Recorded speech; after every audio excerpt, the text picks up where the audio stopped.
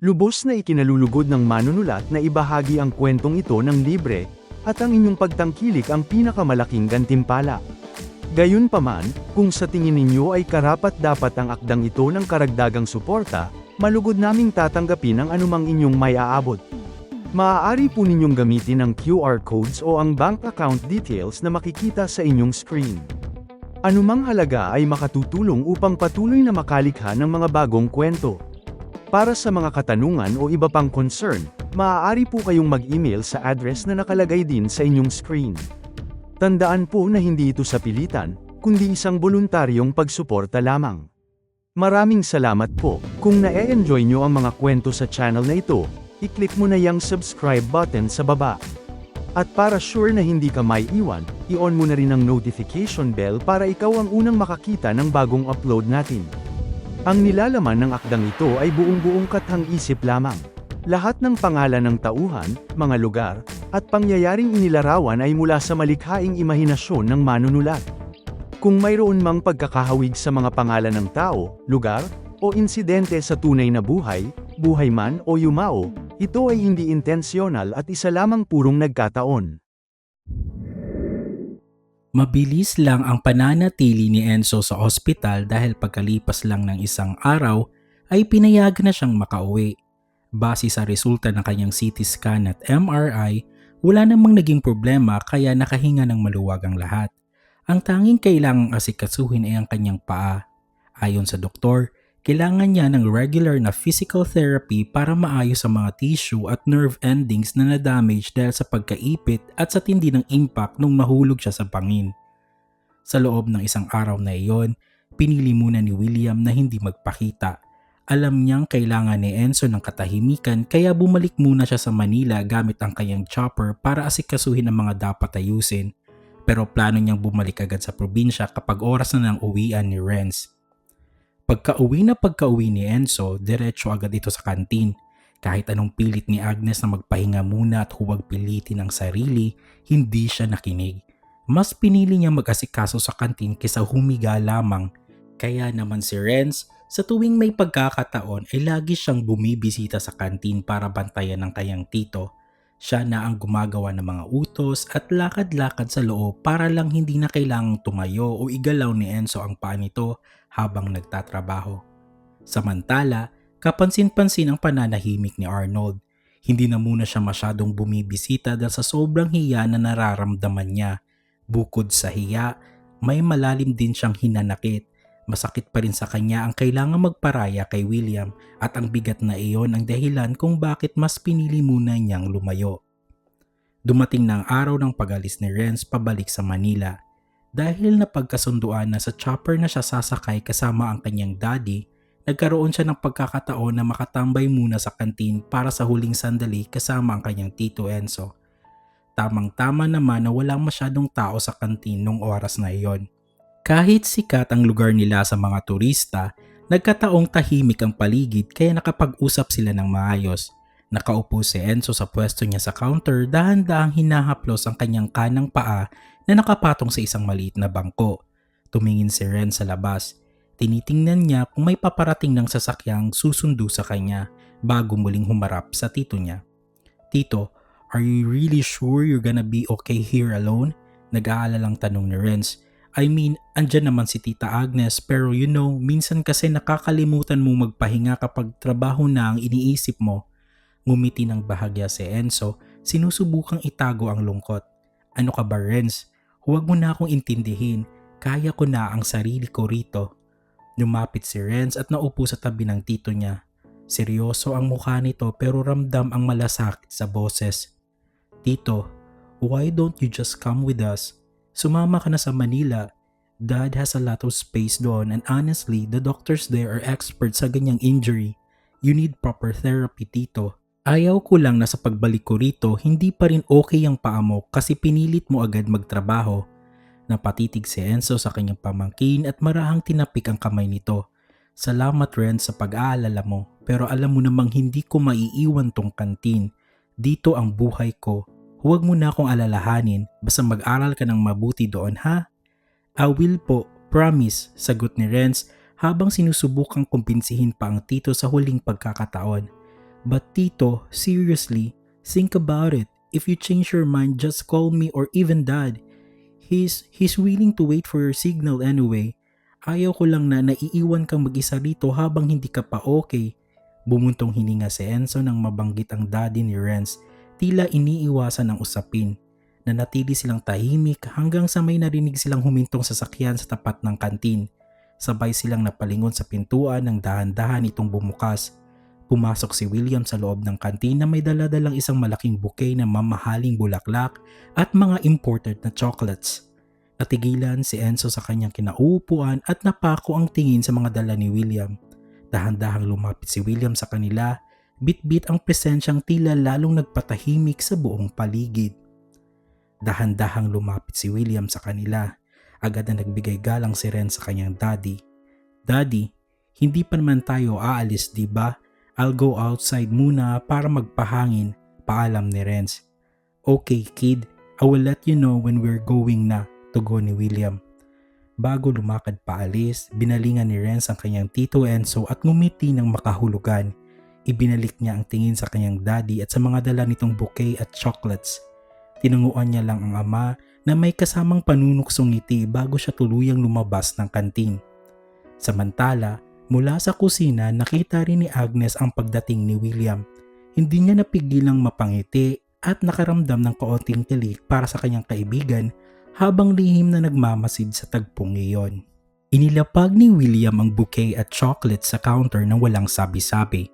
Nanatiling nakatalikod ng bahagya si Enzo, nakakuyom ang kamay sa gilid ng mesa. Nararamdaman niya ang init na presensya ni William at lalo siyang naiirita. Para saan to? Malamig na tanong ni Enzo, hindi man lang sinusulyapan ang mga regalo. It's for you, simpleng sagot ni William. Hindi siya natitinag sa pambabaliwala ni Enzo. Just take it, okay? Lumingon si Enzo, ang talim ng tingin niya ay sapat na para mapaalis ang kahit sino. Akala mo ba dahil sa mga dinala mo, mabubura na ang kasalanan mo? I'm not that easy, William. At hindi ako nadadaan sa bulaklak at imported na chocolates. Bahagyang humakbang palapit si William hanggang sa magkaharap na silang dalawa ng malapitan. Dilapit niya ang mukha niya, yung tipong nararamdaman ni Enzo ang bawat paghinga nito. You're still mad, I get it. Puna ni William, ang boses ay seryoso at malalim. Kahit anong gawin ko, you always build this wall. I bought this because I wanted to, not because I'm trying to bribe you for forgiveness. Napahinto si Enzo. Gusto niyang itulak si William palayo pero parang naninigas ang katawan niya sa sobrang lapit nila. Naamoy niya ang pabango ni William. Isang scent na kahit anong inis niya, kailangang aminin sa sarili niya na gusto niya ito. Umalis ka na lang, William, bulong ni Enzo. Pilit na pinapanatili ang tapang sa boses kahit na ang puso niya ay nagwawala na sa bilis ng tibok. Aalis din ako, sagot ni William. Sandali itong tumitig sa kanya bago binitawan ang linyang nagpabago sa timpla ng paligid. You look better now, Enzo. At kinindatan ito ng may kasamang mapangakit ng ngiti. Napairap naman si Enzo, agad na nag-iwas ng tingin para itago ang kanyang pamumula ng kanyang mga pisngi. How's your head? Masakit pa ba? Seryosong tanong ni William. Ang boses ay puno ng tunay na pag-aalala. Okay na ako, it's just headache, hindi nakamamatay, sagot ni Enzo. Pilit na ibinabalik ang matigas na tono. And your right foot, pagpapatuloy ni William. I already talked to some of the best specialists in Manila. If you come with me, they can handle your therapy. Mas mapapabilis ang recovery mo doon, Enzo. Everything is set, you just have to say yes. Dito na lalong uminit ang ulo ni Enzo. Hinarap niya ng diretsyo si William. Ang mga mata niya ay nagbabaga na sa inis. Sabi ng okay na ako, di ba? At wala kang pakialam sa pa ako, William. Desisyon ko to at buhay ko to.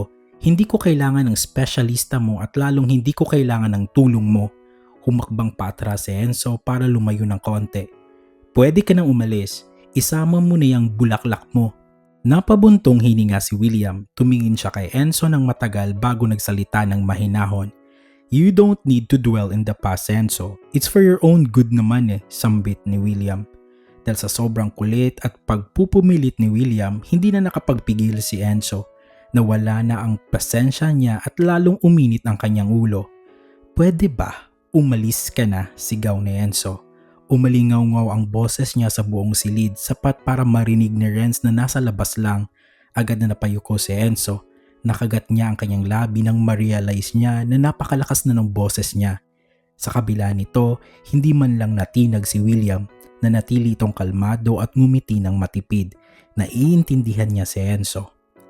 Aalis na kami ni Renz, but I will be back, Enzo, mahinahong sabi ni William. Pumasok naman si Renz at lumapit sa kanila. Tito, Dad, sambit ng binata na may pag-aalala sa muka. Something's wrong? Tanong pa ulit ito habang patingin-tingin sa kanilang dalawa. No, Renz, nothing is wrong. Umalis na kayo at baka gabihin pa kayo. Pilit na pakalma ni Enzo sa boses niya kahit pa nanginginig ang kalooban niya. Tito, lumapit si Renz kay Enzo. Napabuntong hininga si Enzo at sinalubong ang tingin ng pamangkin. Ingat ka doon, Renz, mamimiss ka ni Tito, bulong niya habang nagsisimula ng mangilid ang luha sa kanyang mga mata. Nagyakapan ang dalawa ng mahigpit. Halos magkasing tangkad na sila pero sa bisig ni Enzo parang bata pa rin ang turing niya rito. Gusto ko nga pong sumama ka na lang sa amin, Tito, sabi ni Renz habang nakasandal sa balikat ni Enzo. Hindi kumibo si Enzo. Nanatili siyang tahimik habang nakayakap sa pamangkin. Nakatayo lang si William sa gilid, tahimik na pinapanood ang magtito. Sa likod ng seryoso niyang tingin, may kung anong kirot siyang nararamdaman. Sa isip-isip niya, gustong-gusto niya ring yakapin si Enzo. Nakaalis na ang magama.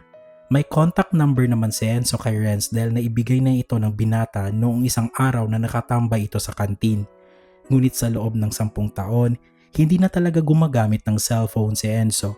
Dahil sa kagustuhang makausap ang pamangkin, napaisip siyang bumili ng cellphone kahit yung basic lang para lang matawagan niya lagi si Renz.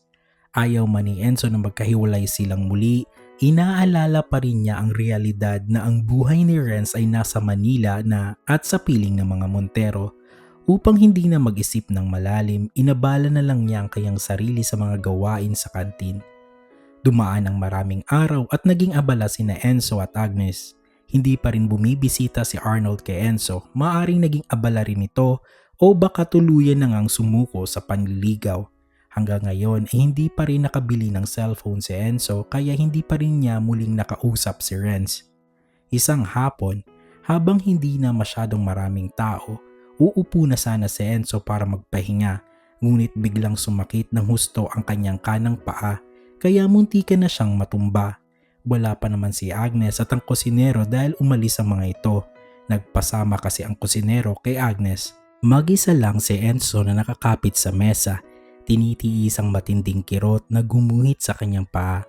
Sa gitna ng matinding kirot na nararamdaman ni Enzo, biglang bumukas ang pinto ng kantin. Inakala niyang sina Agnes na ang bumalik, ngunit ang pamilyar na bulto ni William ang tumambad sa kanya. May dala itong sariwang bulaklak. Ngunit nang makita ang kondisyon ni Enzo na namimilipit at halos matumba na, mabilis nitong nilapag ang mga bulaklak sa pinakamalapit na mesa. Enzo, mabilis na tawag ni William. Bago pa man tuluyang matumba si Enzo, naramdaman na niya ang malalakas na bisig ni William na yumakap sa kanyang bewang. Walang sabi-sabing binuhat ni William si Enzo, isang maingat pero matatag na pagbuhat. Dinala siya ni William sa isang silya at marahang pinaupo ng maayos. Agad na lumuhod si William sa sahig direkta sa harap ng binti ni Enzo.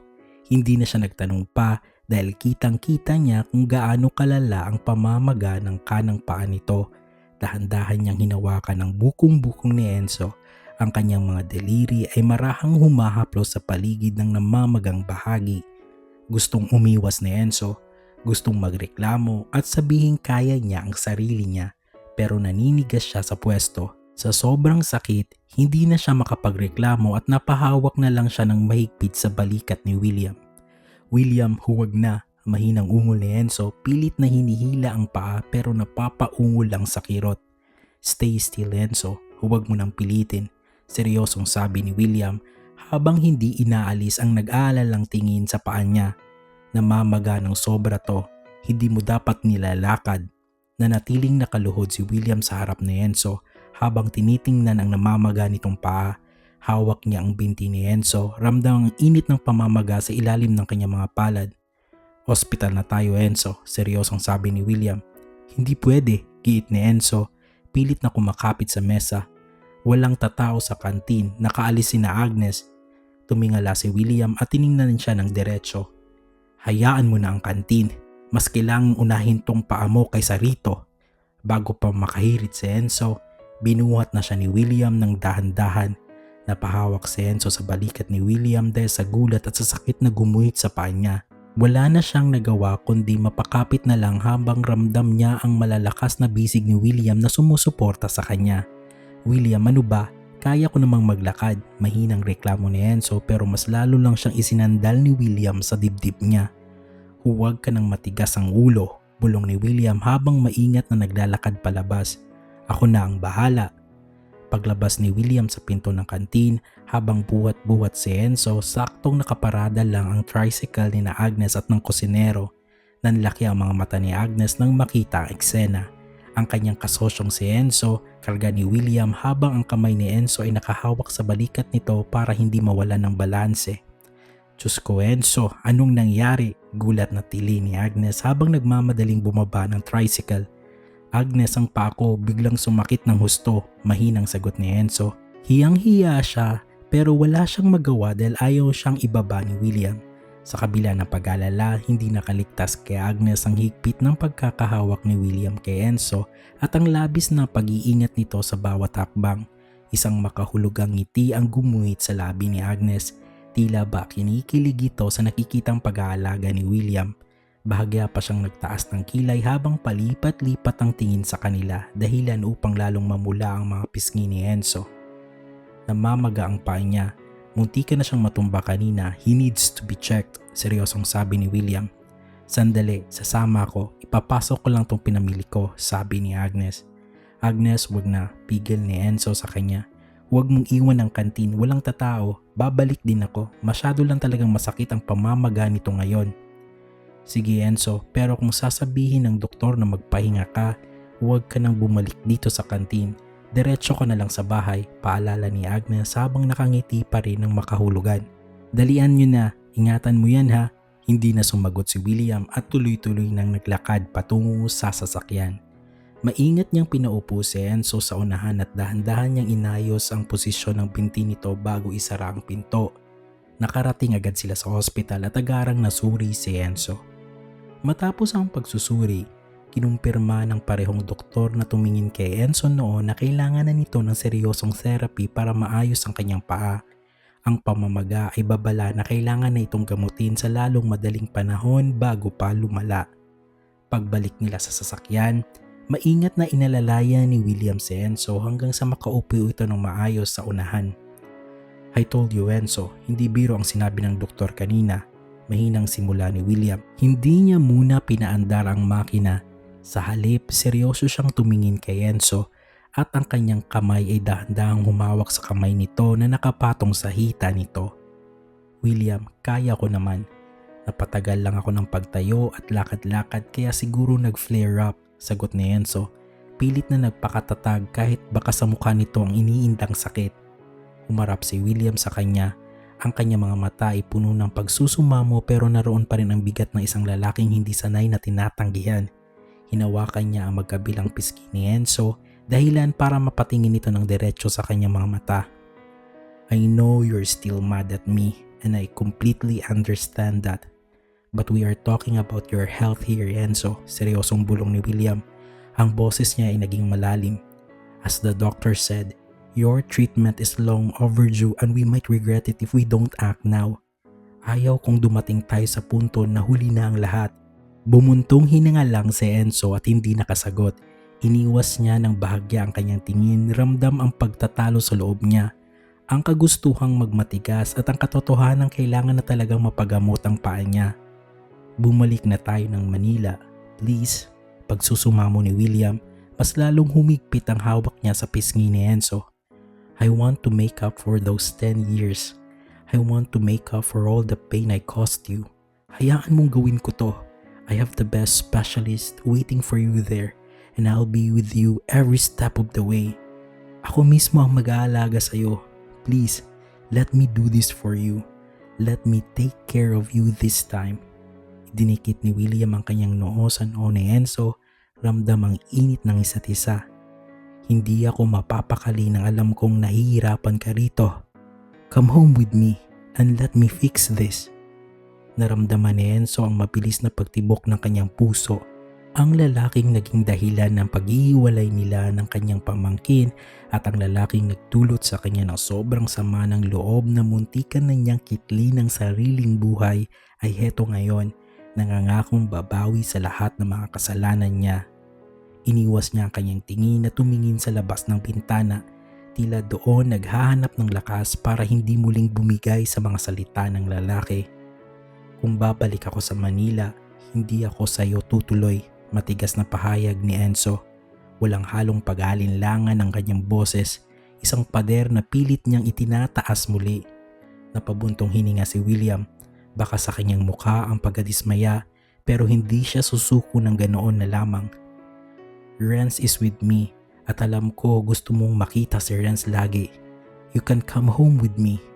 We are currently living with my parents but as soon as you can decide na pupunta ka ng Manila, we can transfer and start over as a family. Pagpapatuloy ni William, umaasang ang pangalan ni Renz ang magsisilbing tulay para rumambot si Enzo. Isang sarkastikong tawa ang kumawala sa mga labi ni Enzo. Isang tunog ng puno ng pait at kawalan ng tiwala. Family. Pag-uulit ni Enzo habang nakatingin ng diretso kay William, ang kanyang mga mata ay nanunuri. Again, kaya ko ang sarili ko. If pupunta naman ako sa Manila at magpapagamot, hindi ako tutuloy sa'yo. Renz can visit me and we can see each other anytime. Nanatiling tahimik si William, tila tinatansya kung paano babasagin ang matigas na paninindigan ni Enzo. Ramdam ang bigat ng tensyon sa loob ng sasakyan habang pilit niyang binubuo ang mga piraso ng kanilang magulong nakaraan. Gusto ko nang bumalik sa kantin. Malamig na utos ni Enzo. Bumuntong hininga ulit si William, pilit na hinahabaan ng pasensya. Okay, just let me know saan ang daan pauwi sa bahay ninyo ni Agnes. Hindi mo ba ako narinig? Sabi ko sa kantin. Pag-uulit ni Enzo, hindi man lang nilingon ang lalaki. For once Enzo, please don't be stubborn. May bahid na ng kaunting inis ang boses ni William. Hindi na niya mapigilang maging maotoridad dahil sa pag-aalala. I'm not stubborn. As I said, kaya ko ang sarili ko, Mr. Montero. Pagmamatigas pa rin ni Enzo. The doctor said you need to rest your foot. How can you rest if nasa kantin ka? Gusto mo ba talagang lumalayan? Ang boses ni William ay tumaas na. Ang CEO vibes niya ay lumalabas na dahil sa frustration. Whether you like it or not, you will follow your husband. Stop your delusion, Mr. Montero, mariing sagot ni Enzo. Ramdam ang kirot hindi lang sa paa kundi pati sa puso niya. And stop your stubbornness, napalakas na ang boses ni William. Agad na lumingon si Enzo sa bintana. Pilit niyang pinipigilan ang kumakawalang luha. Napansin niyo ni William. Ang sakit sa mga mata ni Enzo na pilit nitong itinatago. I am sorry Enzo, I didn't mean to. Mahinang bawi ni William. Agad na napilitan ng pagsisisi ang kanyang inis. Sige, uuwi na ako sa bahay. Putol ni Enzo sa kanya. Ang boses ay paos at wala ng emosyon. Hindi nagsalita si William. Tahimik niyang pinaandar ang sasakyan habang sinasabi ni Enzo ang direksyon patungo sa bahay nila ni Agnes. Naging malamig muli ang pakikitungo ni Enzo. Alam niyang sa isang pagkakamali lang niya, lalong lumalayo ang loob ng taong pilit niyang binabawi. Nang makarating sila sa tapat ng bahay, hindi na naghintay si William ng permiso. Agad siyang bumaba at inikutan ang sasakyan para muling kargahin si Enzo. Maingat niya itong ibinaba sa isang upuan sa labas ng pinto habang kinukuha ang balanse nito. Enzo, do you have the key? Mahinang tanong ni William habang nakatitig sa mukha ng lalaki. Kaya ko na William, pwede ka nang umalis, hindi naman ako baldado, sagot ni Enzo, pilit na iniiwas ang tingin habang inaayos ang sarili sa upuan. Please, I just want to make sure na hindi ka nahihirapan, pagsusumamo ni William. Ang boses ay puno ng pag-aalaga. Sanay na ako. You don't need to make sure of it. Malamig na tugon ni Enzo. Napatigil saglit si William. Naalala niya ang sakit na dinulot niya. Ang simpleng salitang sanay na ako ay sapat na para sampalin siya ng katotohanang marami siyang dapat bawiin na panahon. Huminga ng malalim si William. Nilunok ang bara sa kanyang lalamunan. Enzo, please, can I have the key? Hindi na nakipagtalo si Enzo at ibinigay ang susi kay William. Kinarga pa rin ni William si Enzo hanggang sa pagpasok sa loob ng bahay. Sa sala na lang, William, dito ko na lang hihintayin si Agnes, wika ni Enzo. Ginawa naman ni William ang gusto nito. Maingat niya itong inilapag sa sofa at tiniyak na maayos ang posisyon ng kanyang paa. Umupo si William sa tapat ng sofa. Hindi umalis sa tabi ni Enzo, handang magbantay hanggang sa may dumating na makakasama nito. I will stay here until Agnes arrives, seryosong sabi ni William. Hindi na muling nag-usap ang dalawa. Isang mabigat na katahimikan ang bumalot sa loob ng bahay. Pinili ni William na manahimik dahil ayaw na niyang mauwi muli sa pagtatalo ang lahat. Natatakot siyang baka hindi siya makapagpigil at pilitin na naman si Enzo na bumalik ng Manila para magpagamot. Maya-maya pa ay dumating na si Agnes. Oh, nandito ka pa pala William, bungad ni Agnes bago bumaling sa kaibigan. Enzo, kumusta na ang paa mo? Sasagot sana si Enzo pero mabilis siyang naunahan ni William. The doctor said na kailangan na ng immediate therapy. Napatingin si Agnes kay Enzo, bakas ang pag-aalala sa kanyang muka. Ganun ba? Tumingin din si William kay Enzo bago muling bumaling kay Agnes. I have to go now, Agnes. I am okay knowing that Enzo has someone to look after him for now. Bahagyang napangiti si Agnes sa narinig. Ramdam ang pag-aalaga ni William sa kabila ng tensyon. Muling itinoo ni William ang kanyang atensyon kay Enzo, ang kanyang boses ay lumambot. Aalis na ako, mahal ko. Please have some rest. Pag-isipan mo yung offer ko. Napangiti lalo si Agnes sa tawag ni William kay Enzo. Isang paglalambing na tila hindi nabura ng panahon. Hindi na hinintay ni William na sumagot pa si Enzo. Tumalikod na siya at tuluyang lumabas ng bahay. Nang masigurong nakaalis na ang sasakyan ni William, nanatiling nakatayo si Agnes sa gitna ng sala habang pinagmamasdan ng kaibigan. Binalot sila ng panandaliang katahimikan. Naramdaman ni Enzo ang mapanuring tingin nito, kaya agad niyang iniwas ang kanyang paningin at kunyari ay inayos ang sapin ng kanyang paa. Huwag mo akong tingnan ng ganyan, Agnes. Alam mo naman ang sagot ko. Matigas na simula ni Enzo. Hindi muna sumagot si Agnes. Sa halip na makipagtalo habang nakatayo, nagpunta muna siya sa kusina at kumuha ng palanggana at maligamgam na tubig at malinis na bimpo. Pagbalik niya, dahan-dahan siyang lumuhod sa tapat ni Enzo para hawakan ang namamagang paa nito. Agnes, wag na, kaya ko ang sarili ko, saway ni Enzo habang pilit na inaatras ang kanyang binti. Hayaan mo ang kaibigan mo na gumawa nito para hindi ka na mahirapan. Seryosong sabi ni Agnes, sapat na para mapatigil si Enzo sa pag-iwas. 10 taon na kitang pinapanood na tinitiis yan. Kung minsan nakikita kitang napapakapit sa pader sa kusina kapag akala mong hindi ako nakatingin. Minsan naman naririnig kitang dumadaing sa gabi habang sobrang lamig ng panahon. Kaya ko naman. Hindi mo na kaya, Enzo. Huwag mo nang lukohin ang sarili mo, putol ni Agnes habang marahang pinupunasan ang paa nito. Hindi ito tungkol kay William. It's about you. Gusto mo bang tumanda na hindi nakakalakad ng diretsyo? Tumingin si Agnes ng diretsyo sa mga mata ni Enzo. Nakita mo ba kung paano siya tumingin sa iyo kanina? Nakakita ako ng pag-asa sa mga mata niya para sa iyo. Pero hindi ang pag-ibig niya ang mahalaga rito, Enzo. Ang mahalaga ay gumaling ka both physically at emotionally. Alam kong pinapakita mong okay ka emotionally pero alam kong hindi ka pa buo ulit. Napayuko si Enzo. Sapul siya sa mga sinabi ni Agnes dahil alam niyang tama ang kaibigan. Paano ang kantin? Paano ka rito? Pabulong na tanong ni Enzo. Ang kanyang depensa ay unti-unti nang naglalaho. Ang kantin, nandyan lang yan. Ako, kaya ko ang sarili ko.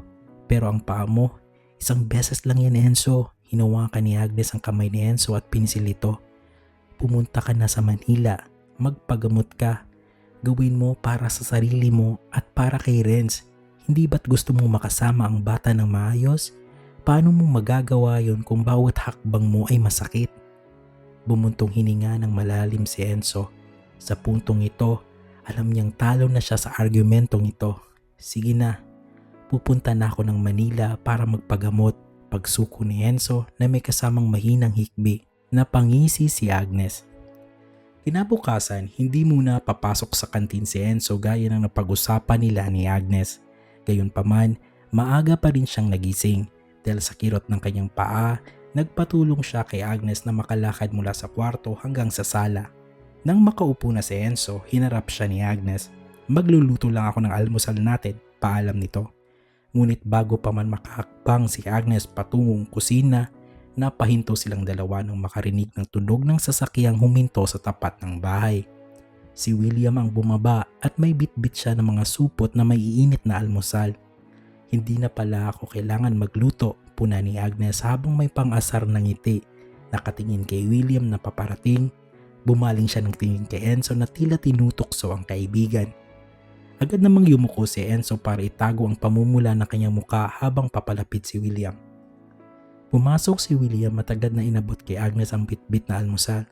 Good morning, bati ni William. Agnes, heto na pala ang almusal ninyo. Enzo, kumusta ang pakiramdam mo? Okay lang, maikling sagot ni Enzo. Hindi tumitingin sa kanya.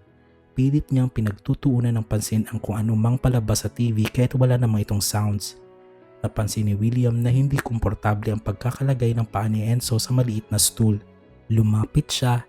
Inabot ang isang una na nasa tabi ni Enzo at maingat itong inilagay sa ilalim ng binti nito. Matapos maayos ang paa, naupo si William sa tabi ni Enzo sa sofa. William, sabi na nga ang kaya ko eh. Pabulong na reklamo ni Enzo pero hindi pa rin siya tumitingin ng diretsyo. Hindi nakatiis si William. Hinawakan niya ang kamay ni Enzo na nakapatong sa sofa. Ang lamig ng kamay mo, kinakabahan ka ba? Agad na binawi ni Enzo ang kamay at mabilis na nag-iwas ng tingin. Pero ang pamumula na kanyang tenga hanggang leeg ay hindi na niya naitago. Hindi, nilalamig lang ako dahil maaga pa. Nagsalita si Agnes habang bitbit ang mga pagkain. Dadalhin ko lang muna to sa kusina para matanggal na sa balot at mailagay na sa mga plato. Dito na rin tayo sa sala kumain para hindi na kailangang tumayo ni Enzo. Paalam niya at mabilis na tumuloy sa kusina. Naiwan silang dalawa sa sala. Mas lalong uminit ang pakiramdam ni Enzo nang bahagyang gumalaw si William para lalong lumapit sa kanya. Inilapit nito ang mukha sa gilid ng tenga ni Enzo at bumulong. You're still the same, Enzo. Hindi mo pa rin kayang itago sa akin. Hindi sumagot si Enzo. Lumingon lang siya ng bahagya at tiningnan si William ng masungit. Kahit ang totoo ay gustong-gusto niyang umiwas dahil sa sobrang lapit ng mukha nito. Pinanindigan niya ang malamig na tingin para hindi siya mahalata. Pagkatapos nilang kumain, tumayo si Agnes at binuhat ang mga pinagkainan patungong kusina. Rinig ni Enzo at William ang kalantog ng mga plato at ang pag-agos ng tubig sa gripo habang naguhugas ito. Samantala, nanatiling nakaupo ang dalawa sa sala. Nang matapos, bumalik si Agnes sa sala habang nagpupunas ng mga kamay sa kanyang apron. Sige na, mauna na ako sa kantin para maasikaso yung mga delivery, sabi niya habang kinukuha ang kanyang gamit. I'll drive you there first para hindi ka na mag-commute, alok ni William akmang tatayo na sana mula sa tabi ni Enzo. Naku, huwag na William, malapit lang naman yun, mabilis lang ako makasakay, tanggi ni Agnes na may pilyong ngiti. Mas kailangan ni Enzo ang kasama rito, mahirap na baka pilitin niyang maglakad mag-isa, lalong mamaga ang paa nito. Bago tuluyang lumabas ng pinto, lumingon muna si Agnes. Nang masiguro niyang kay Enzo lang siya nakatingin, kinindatan niya ang kaibigan ng makahulugan. Napairap na lang si Enzo at nag-iwas ng tingin habang ramdam ang init sa kanyang mga pisngi dahil sa panunukso ng kaibigan. Nang sumara ang pinto, naging tahimik ang buong sala. Magkatabi pa rin sila sa sofa at ramdam ni Enzo ang bawat paghinga ni William sa tabi niya. Enzo, mahinang tawag ni William. Ang boses niya ay mababa at seryoso. Tungkol sa sinabi ko, nakapagdesisyon ka na ba? Will you come to Manila with me? Hindi agad nakasagot si Enzo. Tiningnan niya ang kanyang paang may unan pagkatapos ay dahan-dahang binalingan si William. Oo, maikling sagot niya. Sasama na ako. Gusto ko na rin maging maayos to para makabalik na ako sa trabaho. Sa isang iklap, tila nagliwanag ang buong mukha ni William. Isang napakalapad ng ngiti ang sumilay sa kanyang mga labi. Nasobrahan ata sa tuwa si William dahil baka sa boses ang mga mata nito ang excitement. Thank you, Enzo. I mean it, masayang sabi ni William. Ang mga mata niya ay kumikinang sa galak. I'll make sure everything is ready. Ang pinakamagaling na specialist ang titingin sa'yo. You don't have to worry about anything anymore. Nagulat si Enzo sa reaksyon nito. Hindi niya inaasahan ganito ang magiging epekto ng kanyang pagsang-ayon sa lalaki. Masaya ka na niyan? Pagsusungit ni Enzo, pilit na inilalayo ang kanyang tingin dahil hindi niya kayang salubungin ang sobrang saya sa mukha ni William. Para kang nanalo sa loto. Higit pa roon, Enzo, sagot ni William habang nakatitig ng malalim sa kanya. Bahagya pa itong lumapit para masiguradong maririnig ni Enzo ang bawat salita niya. I've been waiting for you to say yes for a long time. Hindi lang para sa paa mo, kundi para maibalik kita sa tabi ko. Napaawang ang bibig ni Enzo, hindi alam ang isasagot. Ang lamig ng kanyang pakikitungo ay tila unti-unting natutunaw sa tindi ng titig ni William. Tumigil ka nga, bulong ni Enzo sabay iwas ng tingin para itago ang kanyang pagngiti. Baka magbago pa isip ko. Iiwan kita rito. Natawa ng mahina si William pero nanatiling malapit ang mukha niya kay Enzo. Too late, naka-oo ka na, hinding-hindi na kita bibitawan. Hindi na napigilan ni William ang sarili. Sa isang iglap, sinalubong niya ng halik si Enzo, isang halik na puno ng pagnanasa at pangungulila. Bagaman tila nag-aalangan pa si Enzo noong una, kalaunan ay natalo rin ang kanyang pagpipigil ng masidhing pagmamahal na matagal niyang kinimkim. Binuhat ni William si Enzo patungo sa silid, puno ng pag-iingat dahil sa namamaga nitong paa. Doon sa pagitan ng bulong at haplos ay ibinuhos ni William ang lahat ng emosyong ipinagkait sa loob ng 10 taon. Naging mapusok man ang bawat galaw, hindi pa rin nawala ang kanyang lambing at kalinga. Para kay William, si Enzo ang tanging mahal niya. At ngayong narito na siya, hinding-hindi na niya ito muling papakawalan. Ang kanilang mga puso na kay tagal ng ulila ay tila sumasayaw na ngayon sa himig na isang wakas na pag-ibig.